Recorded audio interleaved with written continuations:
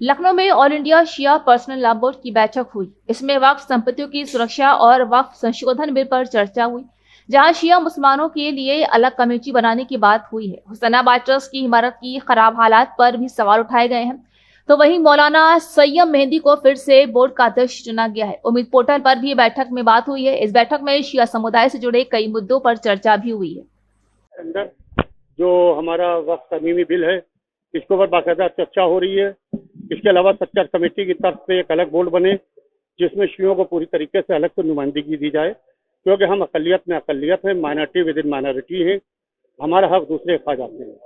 इसके अलावा हुसैनाबाद ट्रस्ट के तहत जो इमारतें आती हैं, जिसमें बड़ा इमाम बाड़ा, छोटा इमाम बाड़ा, शाह नजफ पिक्चर गैलरी, रोज़ा काजमैन है, रोज़ा सामरा है, घर वाली करबला है, पूरी तरीके से ये हमारे खस्ता हाली है। यहाँ के ऊपर करोड़ों रुपया आ रहा है, मगर ASI archaeological survey of India उसमें कोई पैसा नहीं लगा रहा है। उसको लेके यहाँ के ऊपर चर्चा है।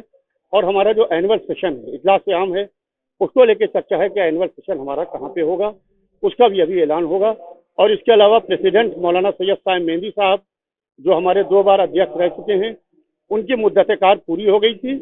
आज सर्वसम्मति से उनको अध्यक्ष चुन लिया गया है।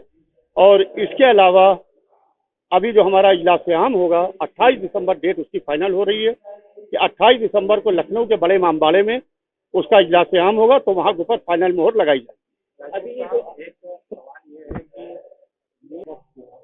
अभी तक के देखिए इस तरीके का कोई मामला अभी संज्ञान में नहीं आया कि वो SI के तहत रहेगा या वो वक्फ संपत्तियों के तहत रहेगा। मगर बड़े अफसोस की बात है, शिया वक्फ बोर्ड ने अभी तक के उम्मीद पोर्टल के ऊपर कोई दर्ज कराना शुरू नहीं किया है। औकाफ का पूरा जो है आपके नंबरिंग है कि कहाँ पर कौन सा वक्फ है, कौन सा ट्रस्ट है, कौन सी जगह के ऊपर है।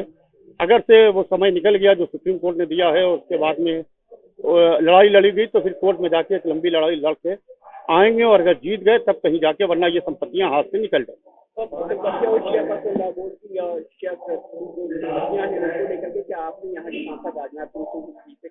राजनाथ सिंह साहब से मुसलसल हमारी बात होती रहती है और उनका पूरा तामुन रहता है।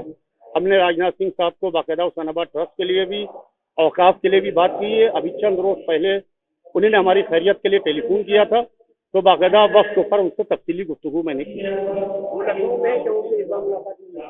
देखिए, अगर वक्त उन्होंने दिया तो मुलाकात हो सकती है। मैं इन होटल्स के खिलाफ हूँ।